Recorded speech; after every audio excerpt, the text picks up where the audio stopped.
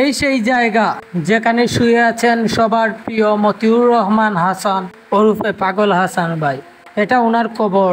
সবাইকে কাঁদিয়ে উনি চলে গেছেন পরপারে। আসলে ওনার মৃত্যু এখনো কেউ মেনে নিতে পারেনি। লাখো লাখো ভক্তকে, লাখো লাখো মানুষকে কাঁদিয়ে চলে গেছেন উনি। ওনার জন্য আসলে সবাই দোয়া করবেন, আল্লাহ তাআলা যেন ওনাকে বেহেশতের সর্বোচ্চ মাকাম দান করেন। এখন আসলে বন্যা পরিস্থিতিও, বন্যার পানি আসলে ধীরগতিতে ওনার কবরস্থানে উঠে যাচ্ছে। তো আসলে ওনার মৃত্যুটা আকস্মিক ঘটেছিল। কেউ আসলে অল্প সহজে মেনে নিতে পারেনি ওনার মৃত্যুটা। এখনও ওনার পরিবার ওনার জন্য কাঁদেন, এখনও দেশবাসী ওনার জন্য কাঁদেন। লাখো লাখো মানুষের হৃদয়ে এখনও উনি বেঁচে আছেন। সারা জীবনই উনি বেঁচে থাকবেন এই দুনিয়ার মানুষের কাছে।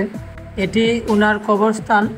অনেকে হয়তো ওনার কবরস্থানটি দেখতে পারেননি বা দেখেননি, এজন্য এই ভিডিওটা যারা দেখেননি তারা দেখে নিতে পারেন। তো একটাই কথা বলবো, হয়তো নিউজ করতেছি, কিন্তু সবাইকে বলবো ওনার জন্য মন থেকে দোয়া করার জন্য, আল্লাহ তাআলা যেন ওনাকে বেহেশত নসিব করেন।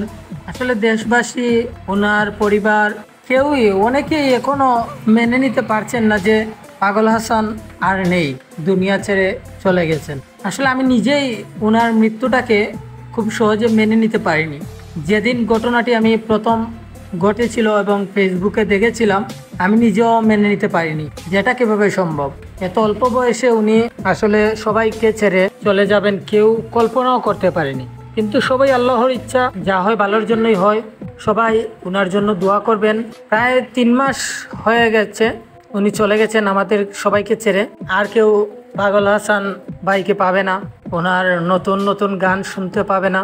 মরার আগেও উনি অনেক গান করে গেছেন, মানুষের জন্য রেখে গেছেন। অনেকগুলো গান রয়ে গেছে যেগুলো উনি আমাদের সবাইকে দিতে পারেননি, তার আগেই ওনাকে চলে যেতে হয়েছে।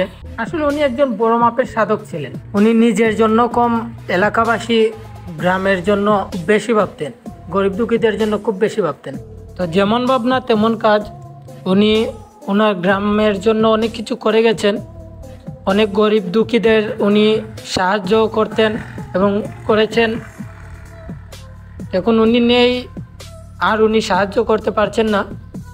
তো ওনাকে সবাই সাহায্য করবেন, সবাই ওনার জন্য দোয়া করাটাই ওনার জন্য এখন সাহায্য। উনি ওনার পরিবারের জন্য যতটা করেননি, ওনার গ্রামবাসীর জন্য, গরিব দুঃখীদের জন্য উনি ততটা করেছেন। সবাইকে একটাই আমি কথা বারবার বলবো এবং বলছি, সবাই ওনার জন্য মন থেকে দোয়া করবেন। এটি ওনার কবরস্থান।